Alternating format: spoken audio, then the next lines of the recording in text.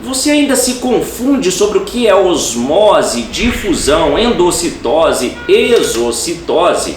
Então a gente vai fazer essa questão sobre transporte através da membrana para você nunca mais errar esse tipo de questão. A membrana plasmática desempenha diversas funções na célula, entre as quais a capacidade seletiva. Em relação a essa função, assinale a alternativa correta. Então, a própria questão está dizendo o quê? Da permeabilidade seletiva, que é uma das funções exercidas pela membrana plasmática.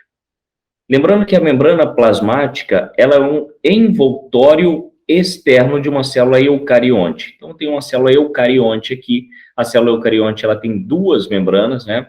A plasmática e a nuclear, também chamada de plasmalema e carioteca, né? A de fora, a que envolve a célula plasmalema, a de dentro que envolve o núcleo carioteca, certo? Outras funções dessa membrana plasmática é que ela, além de fazer essa permeabilidade seletiva, é ela que separa o meio interno do meio externo. Ou seja, ela separa o meio intracelular do meio extracelular. É essa membrana também que protege a célula, porque ela é o revestimento, ela é o envoltório externo da célula.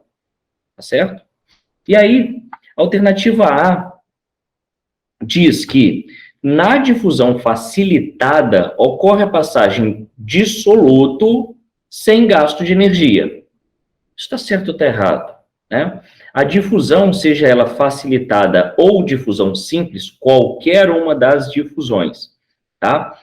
É a passagem de soluto, sim. E ambas não têm gasto de energia, tá certo? Então, se não tem gasto de energia, vai a favor do gradiente de concentração. E o que isso significa? Vai do meio que está mais concentrado em soluto para o meio que está menos concentrado em soluto. Ou seja, na difusão, seja ela simples ou facilitada, esse soluto ele vai do meio hipertônico para o hipotônico. E não como está descrito aqui, ó. A alternativa A, ela inverteu. Então, ela está fora por conta disso. Porque é exatamente o inverso aqui. Tá? Então, a alternativa A, a gente já elimina. Vejam bem, eu tenho aqui o exterior da célula, um exemplo, parte de fora, né? Poderia ser a parte de dentro com mais quantidade também, porque na difusão, tanto faz se a substância está entrando ou saindo. Depende de onde ela está mais concentrada. Então, veja que nesse exemplo, especificamente nesse exemplo, nós temos o exterior da célula com mais solutos e a parte interna com menos solutos. Então, o que vai acontecer? Esses solutos vão a favor do gradiente de concentração, eles vão entrar na célula, eles vão passar pela proteína carreadora. Ou seja, essa proteína vai facilitar, vai ser uma proteína facilitadora dessa difusão. Então, vejam bem aqui que a própria imagem não deixa a gente mentir com relação a isso. Então, está incorreta a alternativa A. B. Osmose é a passagem do soluto. Já está errado. Né? Osmose é a passagem do solvente sem gasto de energia. É um tipo de transporte passivo também. Né? Pois vai do meio hipertônico para o hipotônico. Vamos ver aqui. Já está errado, né? Porque osmose, quando a gente fala em osmose, a gente está falando de um transporte passivo, mas um transporte da água, do solvente que tem no nosso corpo.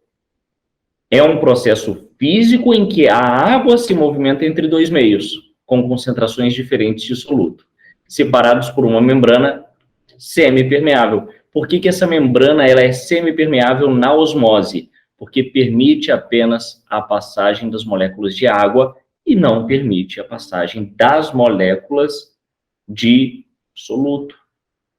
Olha o que acontece. Na osmose, Vejam só, eu tenho uma membrana semipermeável. No exemplo, o lado X, ele é hipertônico, porque ele tem mais soluto. Vejam a legenda aqui, ó, soluto. E o lado Y, ele é hipotônico, porque ele tem menos soluto. Aí eu faço a seguinte pergunta. Se o lado X, ele tem mais soluto, e o lado Y tem menos soluto, onde tem mais água? Tem mais água no lado Y. Então, o que vai acontecer? Por que tem mais água no lado Y? Porque tem menos soluto. E o que essa água tem que fazer? Ela tem que migrar onde tem mais soluto para dissolver esse soluto. Então, a água que está em maior quantidade no lado Y vai passar pela membrana semipermeável e vai até o soluto que está do lado X para dissolvê-lo. Para quê? Para deixar o meio isotônico, tentar equilibrar o meio. Esse é o objetivo do transporte através da membrana. Tentar deixar o meio isotônico. Esse é o objetivo. Então, a B está errada. C. A exocitose ou exocitose é a passagem de partículas sólidas do meio exterior para o interior da célula. Nós temos transporte ativo, né, que a gente chama de endocitose e exocitose.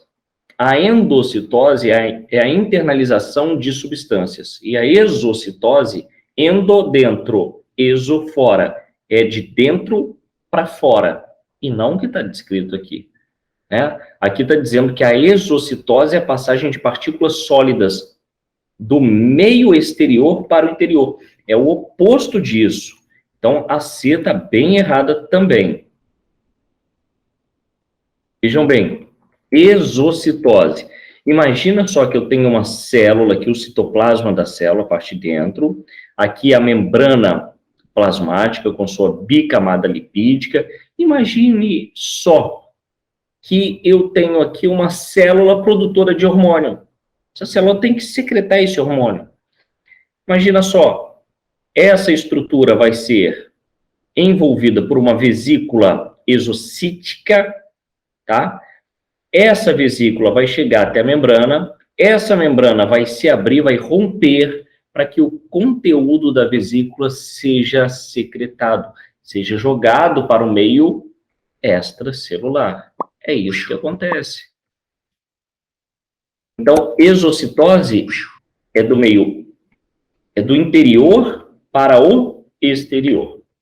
E a alternativa D, dizendo, no transporte ativo, ocorre passagem de substâncias com gasto de energia. Perfeito.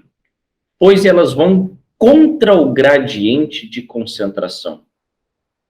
Exatamente isso. O que é ir contra o gradiente de concentração? Se no transporte passivo vai a favor do gradiente de concentração, do mais concentrado para o menos concentrado, no transporte ativo vai do menos para o mais, do menos concentrado para o mais concentrado. Por isso que a gente diz exatamente isso. No transporte ativo, vai contra o gradiente de concentração. Por isso, gasta energia para que vença esse gradiente de concentração. Então, essa tá errada, essa a correta, né? A alternativa D, ela está correta. E a E? Diz que a apinocitose é a passagem de partículas líquidas do meio interior para o exterior da célula. Não, a pinocitose é um tipo de endocitose. Vejam bem, eu trouxe aqui para vocês 3 exemplos de endocitose. Eu tenho a fagocitose, em que a membrana plasmática cria pseudópodes para capitalização de partículas sólidas e internalização dessa substância. Eu tenho a pinocitose, em que a célula ela vai invaginar para que esse fluido extracelular possa entrar e ser capturada pela célula. E eu tenho a endocitose mediada por receptor, em que eu vou ter receptores na membrana, chamadas de clatrina, e essas clatrinas, tá certo? Vão ajudar na captação da substância que deseja entrar na célula. Então, fagocitose, pinocitose e mediada por receptor são tipos de endocitose, que é um tipo de transporte ativo. Então, para essa questão, quem foi de alternativa D acabou acertando.